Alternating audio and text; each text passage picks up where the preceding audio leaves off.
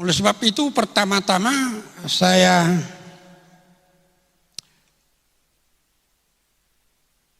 sebutkan di sana dari mana sebenarnya asal adat Batak itu. Orang tua biasanya, masyarakat Batak biasanya selalu mengatakan tua mana dulu martu kotot siala gudi napinuk kanyo puta nadi jolo ikoni hutono tasyapudi. Mereka menganggap bahwa adat Batak itu adalah ciptaan dari si jolo-jolo tubuh. Padahal mereka lupa dikatakan di sana pinuk kanyo puta. Mereka hanya mamuka, bukan menciptakan. Dan harus kita ingat sebenarnya mengenai adat itu yang terutama Hata Batak adalah adat dogari sini hatoni mula jadi. Oleh sebab itu orang Batak itu sendiri memahami bahwa adat Batak itu, ugari Batak itu disihatkan, diilhamkan oleh mula jadi yang begitu mereka kenal dulu. Sekarang ini kita kenal mula jadi itu adalah Allah Bapa Tuhan kita Yesus Kristus. Maka sebenarnya menurut orang Batak, terutama dalam kekristenan itu harus kita ingat ada ugari yang diciptakan dan diilhamkan oleh Allah Bapa Tuhan kita Yesus Kristus.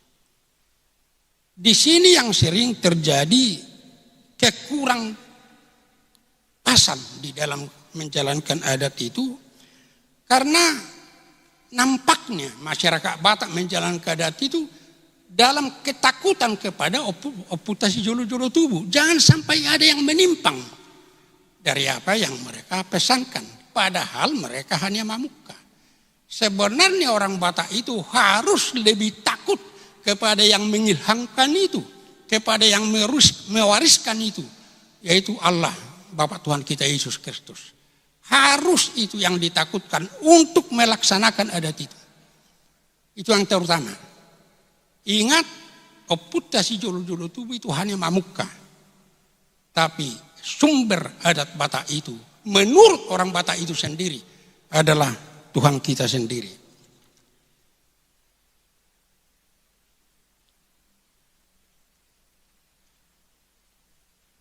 Bisa adat berubah. Ini yang selalu alasan daripada raja adat tidak mau merubah adat Batak itu. Karena apa yang dipuk kasih jolo-jolo tubuh nggak bisa dirubah. Saya kasih contoh,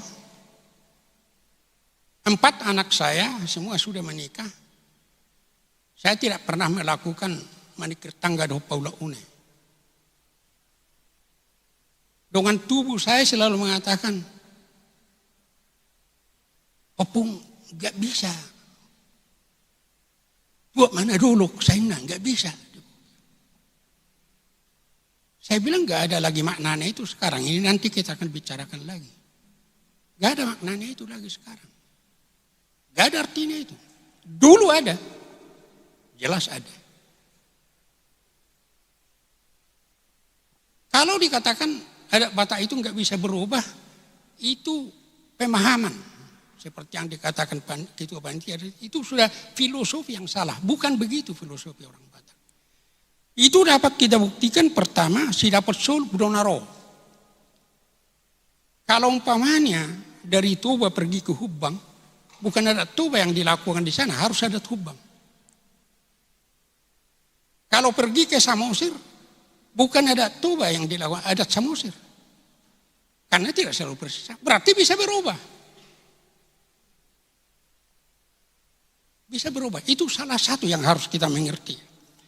Yang kedua, dalam masyarakat Batak itu, dalam adat itu sebenarnya, yang terutama adalah aik gudang, aik laut, dusni roha sibain, nasau. Itu adat.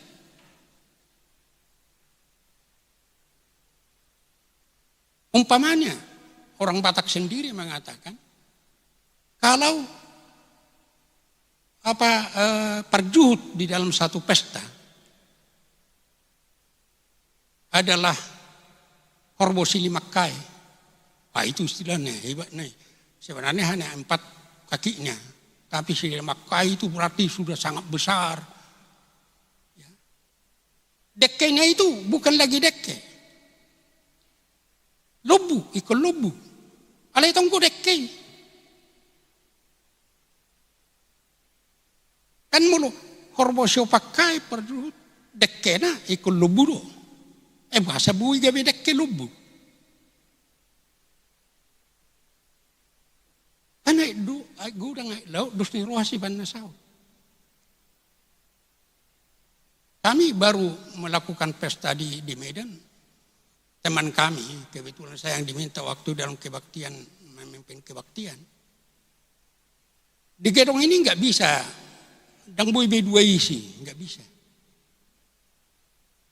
Nah, apa yang dibuat turun si Panganun? Mereka sepakat turun si Panganun, ringgit situ suara doh dekke. Itu bisa dilaksanakan karena semua mereka kedua belah pihak sepakat. Hai gudang hai laut dosen wasiban nasau. Ada bisa dirubah, ada batak itu.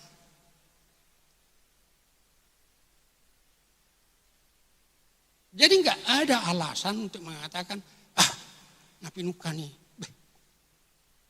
Masa kalau nggak memang nggak cocok lagi kenapa harus besoknya bahasa buanon nabi beturusi ronda masih di sini. Kan bisa dilaksanakan. Itu paling inti dalam adat kita.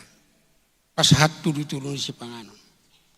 Makanya kita harus menyadari dalam filosofi Batak itu tujuan adat adalah sinuan bulu sibain nalas, sinuan uhum doh adat sibain nahoras. Ikut sibain nahoras doh. Sibain nahoras. Akhirnya apa tani horas tahe?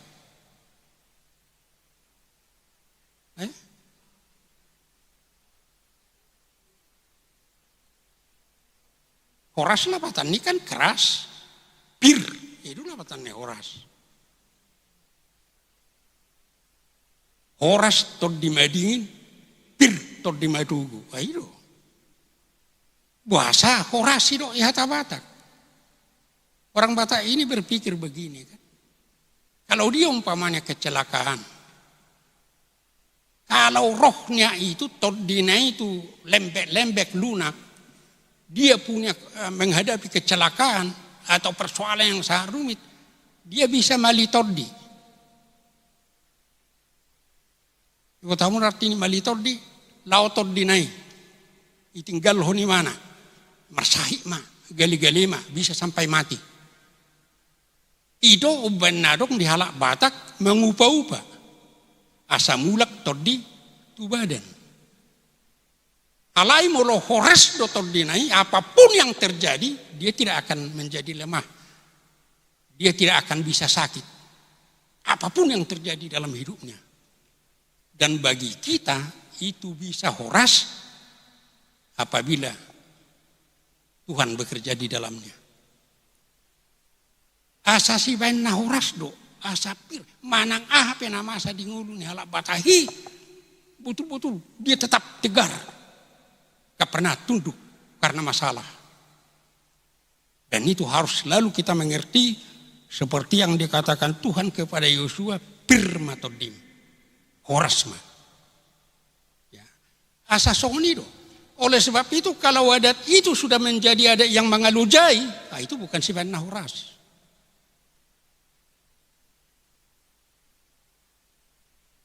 Nanti juga akan kita singgung umpamanya. Kalau ada yang meninggal yang sudah sahur matua,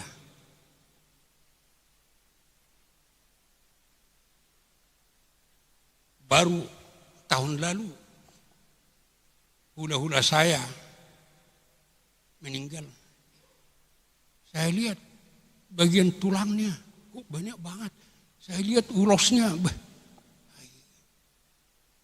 setiap bijo tulang neko, setiap bijo neko. Ai nomor panukud doang. Ai piga ulos itu tulang. 10 pitu. 10 pitu. Akhirnya saya bilang sama paraman saya, itu ganti, yang nggak mungkin seperti yang di amplop itu lagi, 17 ulos. Padahal kami nggak ada 17 orang. Dohot opung berhamrang di junun, saya ada mencalon dosi. Kan? Untuk apa? Agai mengadujai kan? Harus kita mengadujai.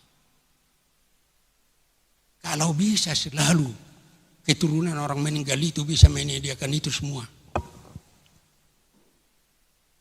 Iulahun ada Batak Sibanna Horas. Dan kedua itu untuk tertib kehidupan. Orang-orang muda perlu tahu adat itu supaya kehidupan kita tertib. Nanti akan saya jelaskan juga dalam kehidupan masyarakat yang horizontal.